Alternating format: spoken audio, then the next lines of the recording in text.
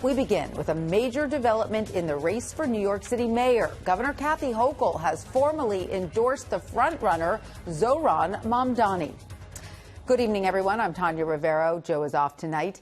In an opinion piece for the New York Times tonight, Kathy Hochul writes she is, quote, confident that Mamdani has the courage, urgency, and optimism New York City needs to lead it through the challenges of this moment. She says she realized through frank conversations over the past few months, she and Mamdani both prioritize issues like public safety and affordability, even if they have their disagreements.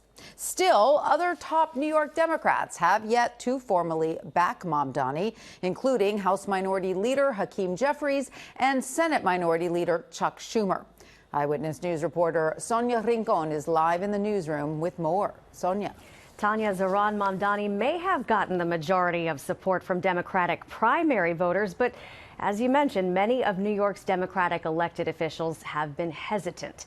In Hochul's endorsement in that essay for the New York Times with less than 2 months till Election Day, the governor says she's been having conversations with Mamdani and that in those conversations, she heard a leader. She makes it clear the two are from different ends of the spectrum of the Democratic Party, but that they share some common ground.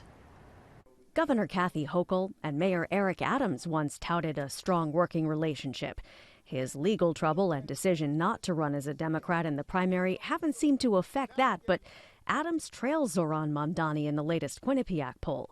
It shows the Democratic Socialist Assemblyman with a commanding lead among voters overall. Hochul writes in her endorsement, Zohran and I don't see eye to eye on everything, and I don't expect us to. I will always reserve the right to disagree honestly and to argue passionately, but I also believe that New York State and New York City are at their best when we stand together against those who attempt to tear us apart. Hochul has described herself as moderate and a strong supporter of Israel, but says she and Mamdani are united when it comes to stopping Trump administration policies that could hurt the city, like cuts to Medicaid. This is a very politically risky maneuver for someone who's running for re-election next year and needs to win New York City suburbs, which will not like Mamdani no matter what he does. But political analyst Hank Scheinkoff says it's the right thing for her to do as head of the Democratic Party in New York State. Hochul was Andrew Cuomo's lieutenant governor, but distanced herself from him after his resignation and allegations he sexually harassed 11 women.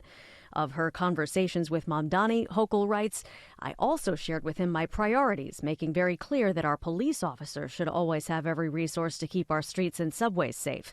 I urged him to ensure there is strong leadership at the helm of the NYPD, and he agreed.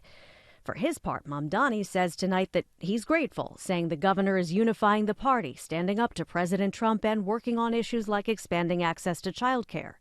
Let's see if she goes in the street and campaigns with Mamdani, and let's see what voters, particularly the ethnic groups that he's had the most problems with, particularly voters over 45, who are more likely to turn out what they think about it in weeks to come. Yeah, Hochul's decision may not sit well with some of her supporters and donors as she heads into campaign mode next year. Mayor Eric Adams and his campaign declined to comment on her endorsement tonight. Now the question is whether other major New York Democrats like Senator Chuck Schumer and Congressman Hakeem Jeffries will follow suit. Live in the newsroom, Sonia Rincon, Channel 7, Eyewitness News.